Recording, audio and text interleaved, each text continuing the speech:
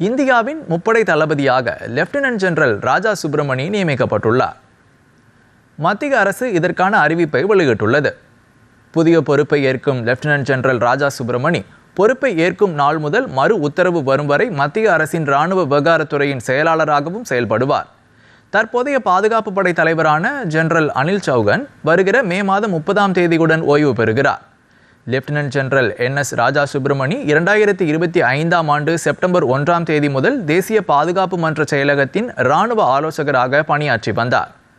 இராணுவ துணை தளபதியாகவும் மத்திய கட்டளையகத்தின் தலைமை தளபதியாகவும் ராஜா சுப்பிரமணி பதவி வகித்திருந்தார்.